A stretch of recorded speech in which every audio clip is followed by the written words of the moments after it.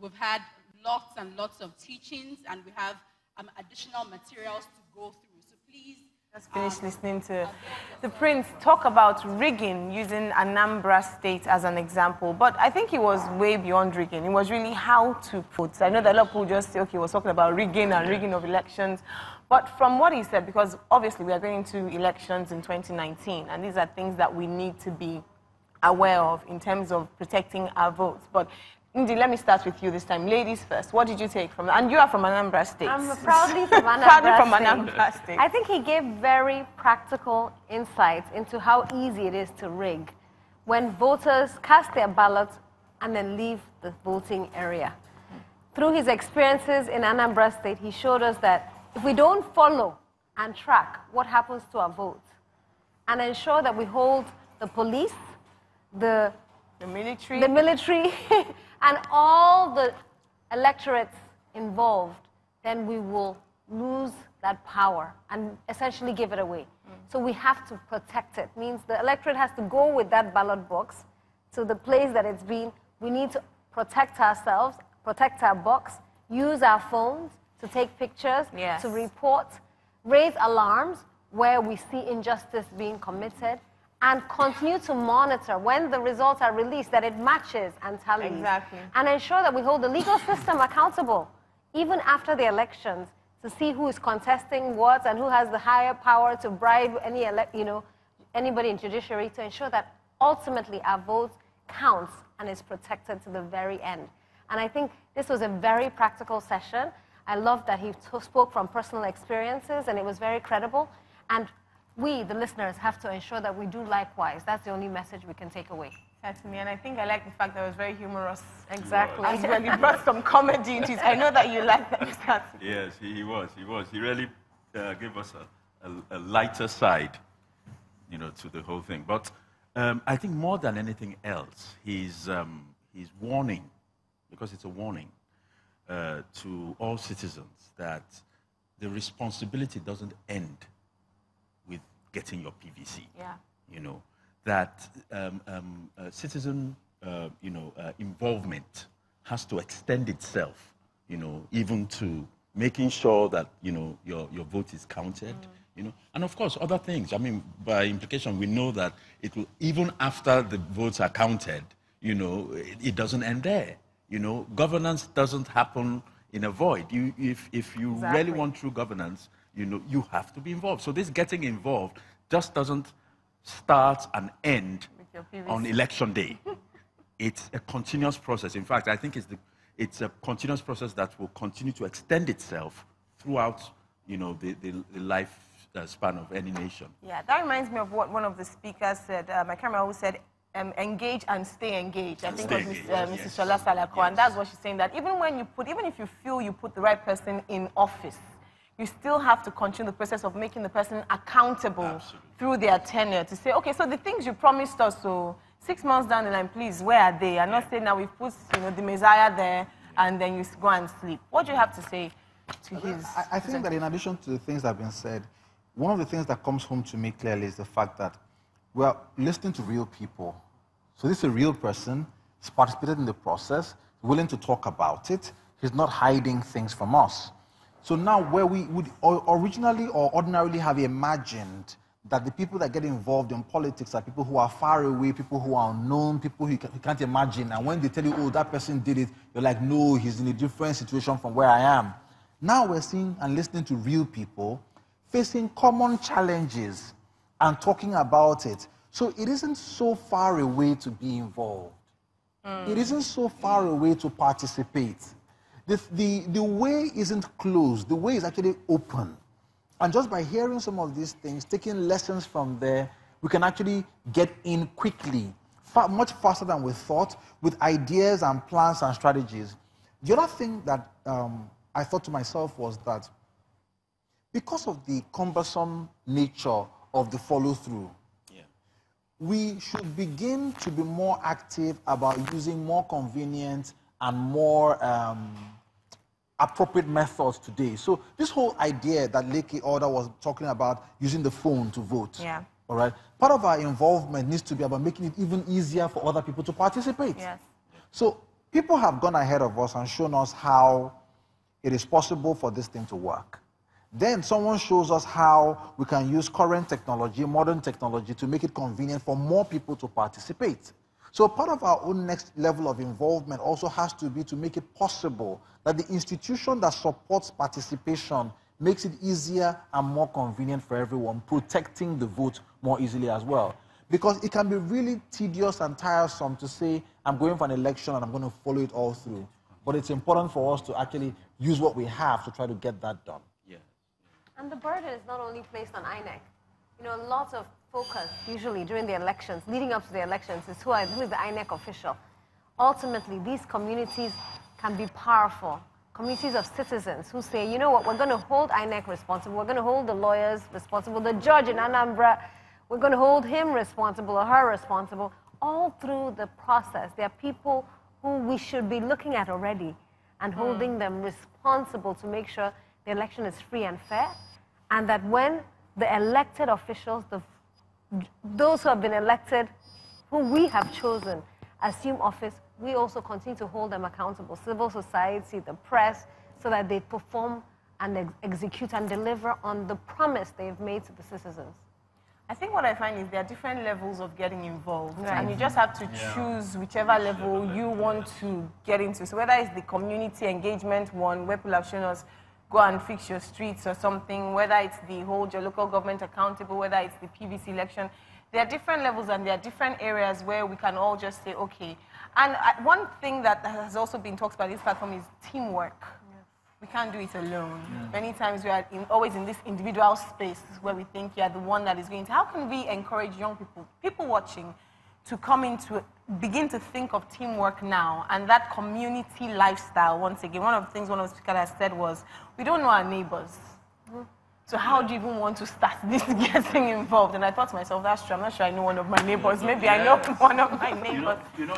I think, when Leke did mention the whole idea of voting online, as far as it seems to people, but we are a very, very social media savvy, society. And policing, I'll use the word policing lightly, policing, maybe INEC, for example, where citizens take the responsibility to really police and send out, feeds as to what is happening, thereby protecting their vote. That process in itself can also evolve into a much larger thing. You see, because once people experience the power they have in the process, I think one of the problems we have is that a lot of people have been, as I said, have been oppressed and depressed and all that, so that they don't experience the power they have in the process. And once they start to do that, I believe we will. So how do we build that hope back? One of the things Mrs. Shoba said, which addresses your question about how do you build these communities, is find your area of interest. So for her, she said consumer protection. She's just crazy about, food fraud and all the, and she's formed a community of people who share that passion. In Nigeria, there are communities of people who are crazy about Arsenal. Oh yeah, transform that into, let's extend it beyond Arsenal now that we're in this season, to say, can we be involved in our communities at the local government? Can we be involved? Can we channel it? Runners. My husband belongs to a runners club in Lekki. Great. They extend their love for running beyond jogging to say, let's actually give back to society. Let's take on a cause. And they already do that. So there are communities of interest. And I think that's where, bubbling up, we can start to expand those coalitions. Because, nobody has a choice not to be involved. You cannot, after today, say you're not going to be involved. You have to be involved. Now, you have to choose your level of engagement. Some people say, I want to be president. Great. Good for them. But you can choose to say, I'm going to have a buddy. Kingsley Moghalu said, find somebody, be a polling buddy. Yes. That's the lowest level of engagement. We need people all through, from one bowling buddy to being president. And between that two spectrums, you have a lot of opportunity for ownership of the future of Nigeria. Fantastic. Not to digress too far, one of the things that's been at the back of my mind through all of these things is the idea that succeeding in this whole process actually is a lot about transparency. You know, it's difficult to, the whole idea of holding someone accountable actually is about saying, let's keep something in the open. Let's not hide it somewhere where no one can see it and no one actually knows what had happened as it should have happened. I'm bringing a lot of things to mainstream. The idea that we would see our vote, know what we cast as a vote, know what the outcome was, know what the promise was, know what was expected of the person, know if the person delivered on that, and therefore know beforehand if that person even has a right to ask us for a chance to come again. And if we can get people to believe that they are in fact, as they truly are, entitled to know, then with that entitlement to know, all right, they've got something to defend. You don't see people quarreling about their phones because they believe it's theirs and they're entitled to whatever information that they've captured and all that. And if we can just take something as mundane or as basic as that and apply that same principle across, we can get a greater sense of ownership around it. I mean, we've got a group of people that do different things. I don't want to talk too much about that. But what we do, apart from the area of interest where we are, just the same principle did it refer to about the Runners Club. We look at things that we want to do and we can decide we want to participate in that, we want to participate in this. And I'm just thinking about how some of the issues around maintaining a volunteer or self-volunteering association is about transparency of the decisions that people are making and what they're choosing to do.